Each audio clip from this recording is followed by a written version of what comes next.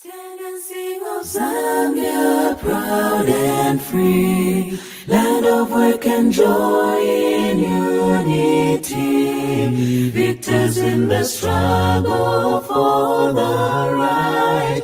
We won freedom's fight, oh, one, strong and free. Africa is our motherland, fashioned with and blessed by God's good hands. Let us all people join as one, brothers under the sun, oh, one, strong and free.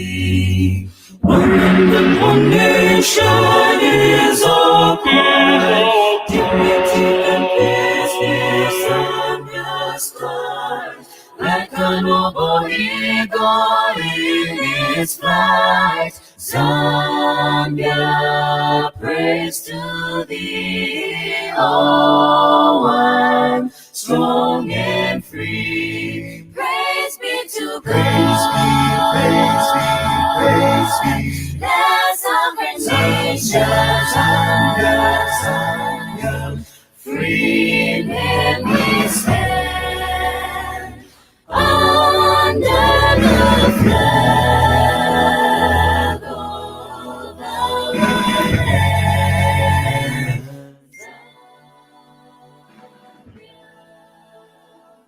Praise to thee, oh, one, strong and free.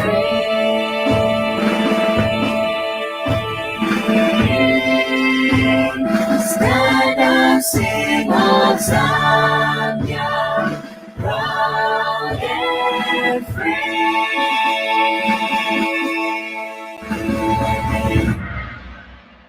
Beautiful. I mean, that's just gorgeous there. Hello, everybody.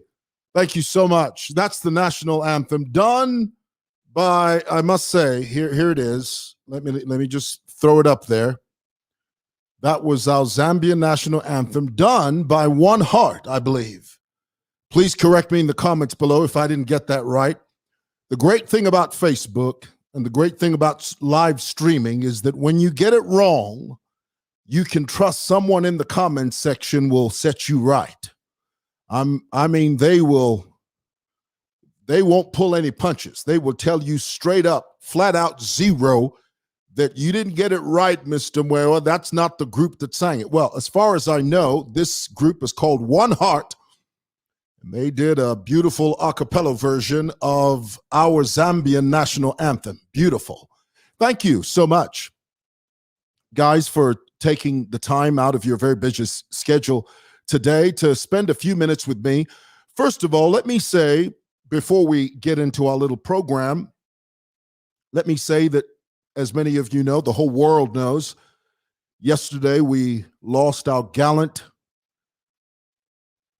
soldier of freedom, Dr. Kenneth Kaunda, whom, like many of you, a multiplicity of multitudinous hundreds of thousands of you, if not millions of you, you knew him, you met him, you encountered him at some point during his 97 years of illustrious living. And when I say illustrious, I'm talking about his significant contribution to the tenets of freedom, even the tenets of democracy. I know many of you encountered him as I did. I tell the story all the time. When I was about 10 or 11, and I told him this story. For those of you that watch that video, if you scroll down, you can go watch it. I went to see him at his house a couple of years ago on his birthday. Well, it was a few days before his birthday. And I called up one of his sons, who happens to be someone I know, and I said, hey, look, I'd love to come through and sing happy birthday to him. He said, sure, come on down, you know. And I went, and he was so gracious to me, so kind. I sang him a happy birthday. But one of the things I told him, I said, one of my fondest memories of you, and it's never left me. It's etched in the recesses of my cerebellum. I mean, it's just seared in my mind. I was about 10 or 11, and I'm walking down, and this was, in those days, we didn't have that many cars. Cars are everywhere now. I mean, you get stuck on Cairo Road for 3.5 hours. When I was a kid, there was no such thing. I mean, cars were, you could literally count them on 2 fingers, well, not really, but you get the point. And I'm walking, because we lived on Nangwenya Road in those days, and I was just about to join Nangwenya Road from Addis Ababa Drive. And Dr. Kenneth Kaunda's, in those days, he had a Rolls Royce. Well, one of the vehicles they had. The Rolls Royce, for some of you that do not remember, was a gift from Queen Elizabeth to Dr. Kenneth Kaunda. The British monarchy gave Dr. Kaunda a beautiful vehicle called, it was a Rolls Royce. Some of you don't know what that is, especially the young ones. You young ones, all you know are Lamborghinis and Bugattis. And well, there was a time when Rolls Royce was a thing, okay? And on that particular day, I don't know why, he didn't, it was just his car. He was in the back seat. He was a driver. It wasn't a convoy. It was just his car. And he was driving down Addis Ababa Drive very slowly. And I looked and I realized it was him.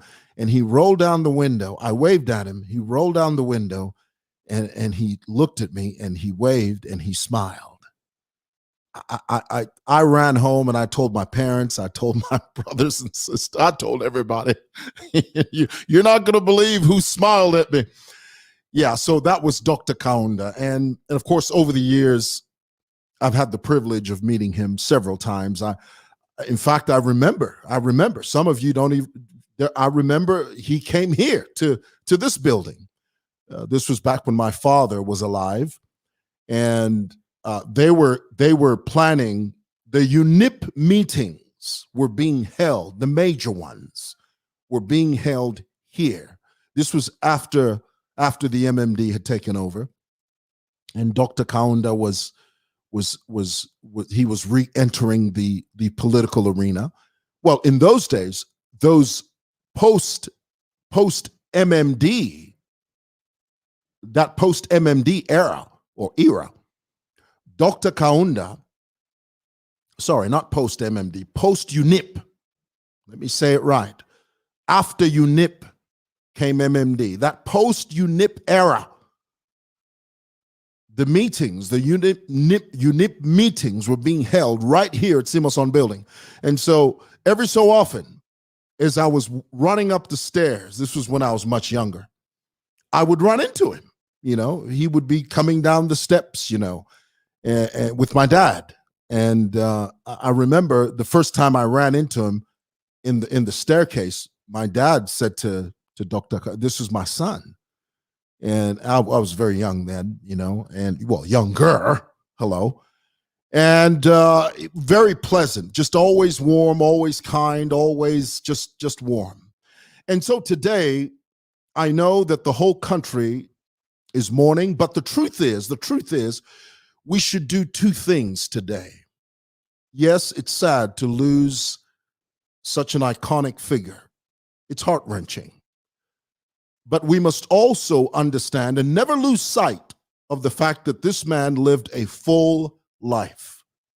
A full life. He made a significant contribution, not only to Zambia, but to the African continent. He did things that just wasn't normal around here. I'll never forget my father saying to me once, this was when I was much younger, remember there was a time that the ANC in South Africa, they were going through hell, to use a watered down word. And lots of South Africans were seeking refuge here in Zambia. Many Black South Africans that were crying, yearning for the liberation of their countries, they sought refuge here. And we went to school with many of them. In fact, there's a flat complex. When I say flat, an apartment complex here on Chandramasonda Road, beautiful flats. They were called the ANC flats. Those flats were originally designed for people that were fleeing oppressive apartheid, and they sought refuge here in Zambia. Dr. Kenneth Kaunda opened the doors to our Black South African brothers and sisters. He allowed them to seek refuge here. And this is why it breaks my heart. And of course, I don't want to dwell on this, but it breaks my heart a few years ago when we had that xenophobia demon running around Africa, where you had Black South Africans that were killing Zambians, Zimbabweans, and so on, because they were in their country. And Black South Africans forgot the things that we did as Zambians to embrace them in their time of need. But anyway, that's a different topic for another day. But my point is this: Dr. Kaunda opened this nation to our Black brothers and sisters. And I'll never forget my father saying to me, when you see a Black South African, love them, embrace them, because they're struggling for their independence. Where we are is where they want to be. I'll never forget that. Those are valuable lessons. So anyway, so today I'd like to say that yes, it's a sad day, but it's also a day of celebration. We celebrate his life. We celebrate his legacy. Isn't that the way you want to go out, where people, they when you leave, they feel your presence and they appreciate you? Of course, we understand Dr. Kaunda was not a perfect human being. He had his flaws, but at the core, he loved this country. He loved this nation. And that clarion call of one Zambia, one nation, that's always, listen, kids, I look around, I'm 51 years old. It's actually 52, but nobody's who's counting. I look around and I see these young people. There's so many young people now, they don't even know what one Zambia, one nation means. But when we were kids, it was drilled into us. It was drummed into us. It was inculcated in our culture. It was part of it was a staple. One Zambia, one nation. It's only now I'm hearing about this tribal stuff. Tribe? No, that one is this. That one is that. Whatever. That is rubbish. That's nonsense. One Zambia, one nation. All right. That's all I have to say about that. So on behalf of the Mwewa family, we would like to extend our sincere condolences to the Kaunda family, not as a matter of principle, but based on the fact that we love the Kaunda family. We know the Kaunda family on a very personal level, and our hearts are with you today. God bless you. We love you. We love you. Amen. Okay. A couple of things I just want to talk about today. Before I do that, let me do a couple of shout outs. Can we do that? Can we do shout outs? Are we allowed to do shout outs? Okay, here we go. Chembe Mulila says, I stay at the ANC Flats in Villa. Do you really? Interesting. Okay, someone's watching us. Mary Kase is watching us from Petauke. Well, thank you. Thank you so much. Bless you. Bless you for watching. Thank you.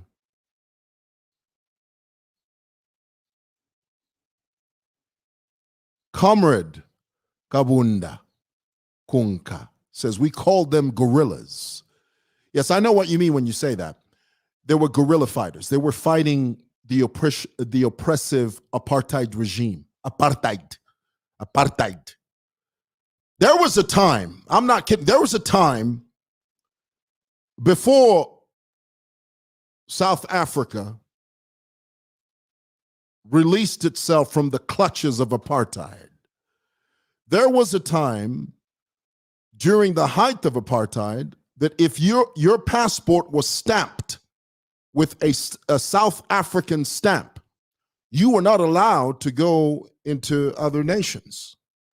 You know, the apartheid became a stigma. So yes, thank you for that. Bless you. Thank you. Derek Mubenga says, how are you? I'm fine. Thank you so much.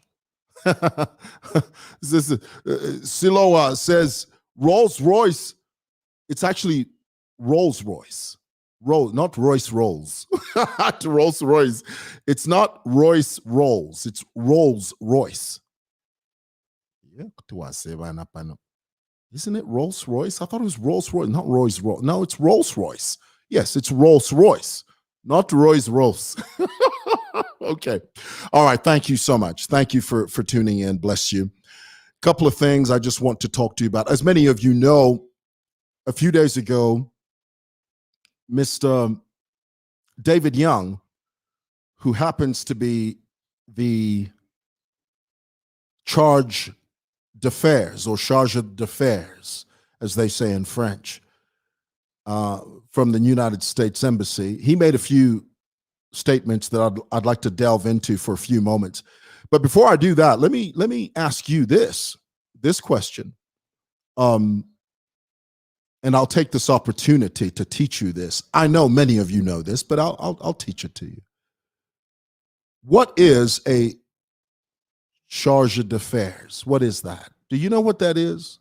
Tell me in the comments below if you know what that is. But basically, in simple terms, a charge d'affaires is a diplomat who serves as an embassy's chief of missions in the absence of the ambassador. You remember the last ambassador we had was Mr. Foote, a wonderful man. I met him a couple of times. In fact, we did a project together. It had to do with getting rid of single-use plastics, and I think the American Embassy, they came through with they had a policy on that, and we were tapping into that. And I met Mr. Ambassador Foote at NIPA. You know, NIPA's got this beautiful conference hall there and a beautiful library. And I met him there, the Ambassador Foote, and we spoke, and he was just such a cordial, warm man. Well, Ambassador Foote,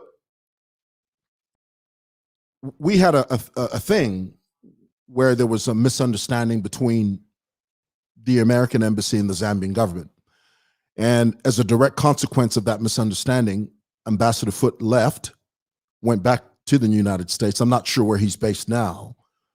But in his place, the American Embassy sent us Mr. David Young, who is now currently serving in the capacity of charge d'affaires. And in one of the interviews that he recently had, I believe it was about 2-3 days ago, he said several things that I want to tap into and just make a brief comment about. The first thing he said was that you, meaning the Zambian people, the Zambian electorate, you should be able to vote for the candidates you want. As simple as that is, there's a lot of potency in that phrase, in that sentence. Let me explain. You vote for the candidate that you want. We're living in a time now where if you express who you want, there's certain people that will take offense to that. Violently so. There are people in certain sects of our country that if you verbalize, if you tell them, I want to vote for so-and-so, I want to vote for thus and so, etc. There are certain people that take offense, violently so. But the tenets of democracy tell us that you should be able to vote for who you want. I speak to so many people on the street that tell me, Mr. Mwewa, I can't express who I want to vote for because there'll be repercussions. I'll get victimized. I'll be harassed. I'll be harangued. if I express who I truly want to vote for. So as a direct consequence of that, there's a lot of pretense, there's a lot of pretending, there's a lot of chameleon, there's a lot of, I want to make a word up here now. Chameleoning. You know what a chameleon is? A chameleon changes colors. There's a lot. Well, the word, I suppose the word would be camouflaging, not chameleoning. It would be camouflaging. There's a lot of camouflaging. You throw up a certain color, and then depending on the environment, you change the color. Well, that's not good. We saw it first with Vasata. Vasata now, not now, in those days, he came up with a phrase that spread like wildfire. It became a clarion call. It became a clandestine operation. Don't kubeba. That you remember that word? Don't kubeba. Don't tell them. Don't reveal. Don't allow them into your conclave. Pretend. Tell them you're one thing when you know in the recesses of your heart you are something else. Don't kubeba. He came up with that. Now there's a new one. They're called watermelons. They're green on the outside, but red on the inside. Have you heard this? All of this is based on the fact that people feel they can't express themselves. Do you know that it's very difficult to conduct a survey, an accurate survey in Zambia? Do you know this? Are you aware of this? Let me explain why. Zambians by nature are not forthright. We are not honest. There's a lot of pretense. Well, if I tell him the truth, what's he going to do with that information? That's the constant fear. Well, why are you asking me those questions? Guys, and of course, I'm not suggesting that Western countries and foreign countries are perfect. Listen, they've got their own problems. They've got their own misgivings. They've got their own mishaps. They have their own mistakes that are unique to them. But I'm trying to make a point. There are places in the world where you approach the public with a pen and a pad and you ask them several questions. What do you think of this? They will tell you. And based on that information, an accurate survey can be conducted based on that information, because a survey is predicated on the fact that people are honest. If I conduct a survey, it's because I want to get accurate information. And the only way that you can get accurate information is if you're honest. But if you're concealing, or if you're not telling the truth, you won't get an accurate survey. It's like if you go to the doctor and the doctor says to you, "What's wrong with you?" And you say, "Oh, well, I get bad dreams at 12 o'clock at midnight. And I wake up in a cold sweat." And the doctor gives you a prescription based upon what you're telling him. But the truth is, you have an STI. Your body is ravaged with syphilis and gonorrhea. But here you are, you've gone to the doctor and you've told him that you have dreams at 12 o'clock at midnight. And you wake up in a cold sweat. Well, he's going to give you a medicine based upon what you tell him. But if you're honest with him, if you say, "Doctor, I messed up. I got some STI. I got some kind of something going on down there. I don't know what it is, and I need you to fix it." The doctor will ask you to pull your pants down so that he can take a closer look at what the problem is. Based on that information, he will give you the correct medicine. Why? Because you were honest. Unfortunately, we don't know how to do that yet. So, consequently, we have campaigns like Don Kubeba, watermelons. You're green on the outside, but oh, you're red on the inside, and vice versa. You know. So when Mr. Young said, you should be able to vote for the candidate you want, that's what he means. There is no, you know, it's amazing to me. Arnold Schwarzenegger, you know, the actor, he openly said that he didn't vote for Donald Trump. He didn't. He didn't. And he gave his reasons why. That's what we need. We need to be able to live in a community, in a society where we say, you know what, I'm going to vote for so-and-so. And this is the reason I'm going to do that. But we're not there yet. Still got lots of work to do. The second thing Mr. Young said was, you should be able to hear from these candidates during the campaign in order to get a good view of what their vision is. Woo, boy, that's a big one. I need to let that sit there for a moment. Can you read this? Let me say that again because I think that's abundantly important. You should be able to hear from these candidates on the campaign trail, on the radio, on television. It shouldn't be one-sided. And this is something that as Zambians, we've been struggling with since the day we held on to the tenets of multi-party democracy. We've always struggled with this. It's always been an issue. An uneven playing field. You're not going to get much done if that's how you're going to go into it. An uneven playing field. It's disastrous. This is very important. Now, I got to say this to you. I have to say this.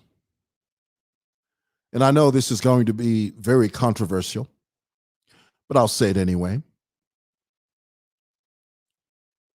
The fallacy of the manifesto. The fallacy of the manifesto. Zambia has a poor reading culture. Here it is. We have a political system that launches, every political party has their own manifesto. On the campaign trail, typically what's supposed to happen is that you should be able, as a candidate, you should be able to articulate your vision for where you want to take the country over the next 5 years. How do you do that? You do that by being able to have access to the electorate through media, through rallies. Well, things have changed now since COVID, but you get the point.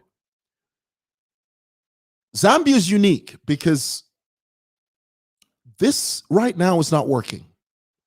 If you produce a manifesto in book form, wapero mwina Zambia, aba igwa aba kaponi aba wabapera ama manifesto nababuku berengeni berengeni, read the manifesto because this is what we're going to do. How many of those guys do you honestly think are going to sit there and read the manifesto? I can count them on 2 fingers. So the fallacy of the manifesto is that on one hand, you're saying we've got a vision, and all political parties do this, incidentally. On one hand, you're saying we have a vision for the country, but on the other hand, you're not explaining that vision on the campaign trail. You've put it in book form, and then you give it to the Zambian, the average Zambian, to read.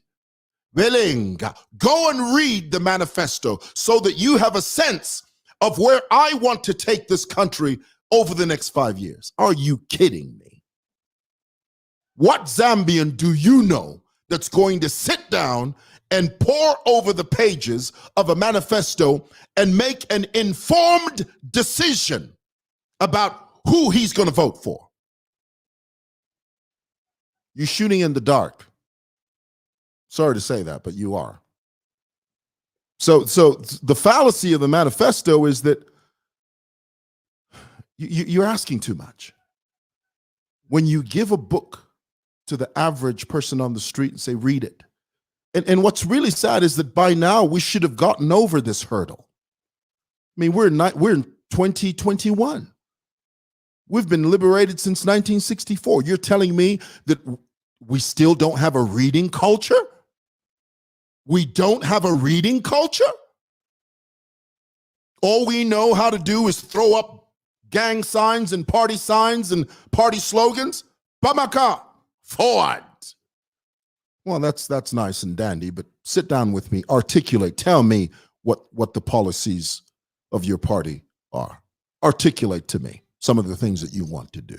Voila, zero, zilch, nothing.